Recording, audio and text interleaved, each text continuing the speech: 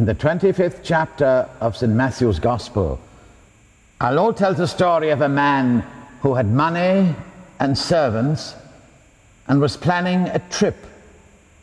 It is known as the parable of the talents. Before he went away, he gave one man 5 talents, to another he gave 3 talents, and to the third man he gave 1 talent, and asked them to trade with them until he returned. On his return, the man to whom he had given the 5 talents came and said, "I made 5 more." His master said, "Good and faithful servant." The man who had been given 3 talents did likewise.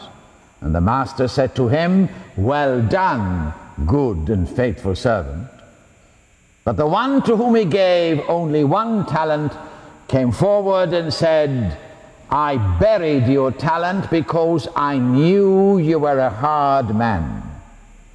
The master said to him, "You wicked and slothful servant." These are harsh words. Wickedness is not a word that is used very often in the New Testament.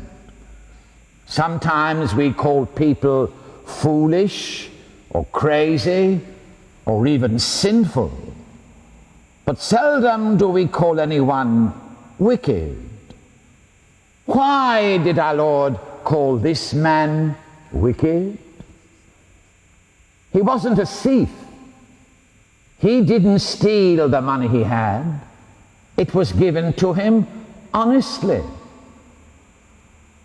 Neither was he a spendthrift. Like the prodigal boy in the 15th chapter of St. Luke, he could have gone off into a far country with a sizable amount of money that he had and lived foolishly. He didn't. Neither was he a liar. He could have fabricated some story about the money being stolen, how he had made more money, but some thief came and took it all away. No. He wasn't a liar. Then why was he called wicked? Because he did nothing. Our Lord tells the story of Dives and Lazarus. Dives is the rich man, and Lazarus sits at his gate every day, the dogs licking his sores. Dives goes to Hades after death, not because he was rich, not because he was immoral, but because he did nothing about the man at his gate. Our Lord tells the story of the man who was going down from Jerusalem to Jericho and was left half dead by the robbers. The priest went by and did nothing. The Levite went by and did nothing. They were condemned. It was the Samaritan who came and took care of him.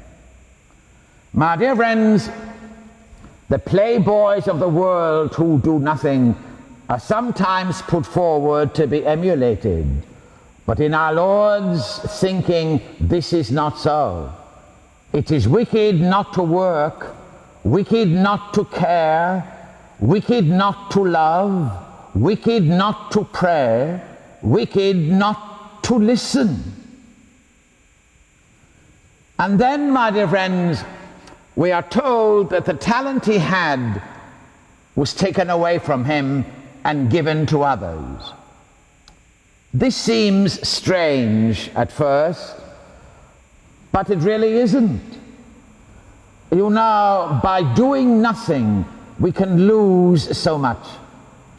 Boswell's Dr. Johnson talked about keeping our friendships in repair. You can lose a friendship by doing nothing. Never write to your friend, never visit your friend, never answer his phone call. You lose the friendship. A man doesn't have to abuse his wife to lose his marriage. He just ignores her. He never pays her a compliment. He never says thank you for the nice things she does. The marriage dies. A man does not have to bring in salacious literature to destroy his children.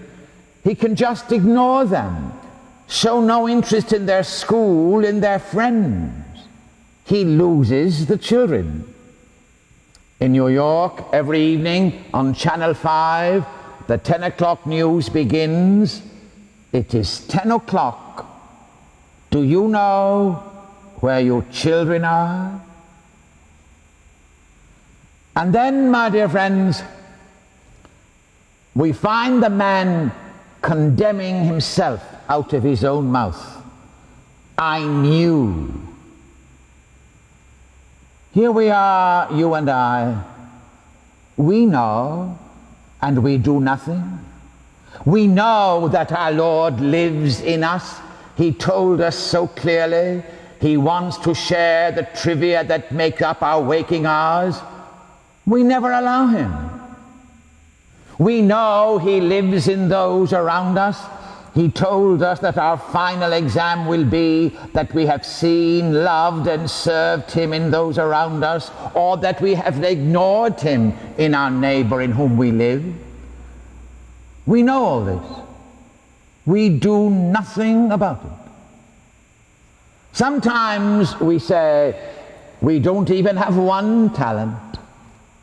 We have no talent. This is our self-pity and our immaturity. Everyone can smile. Everyone can listen. Everyone can be kind. Everyone can show an interest to those around. We all have a talent to be used for the glory of God on this earth. We have no excuse if we fail to do our duty.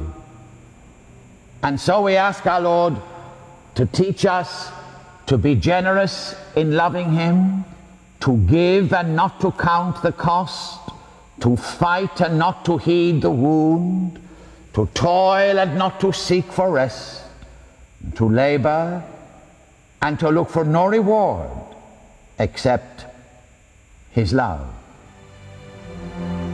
Amen. God bless you.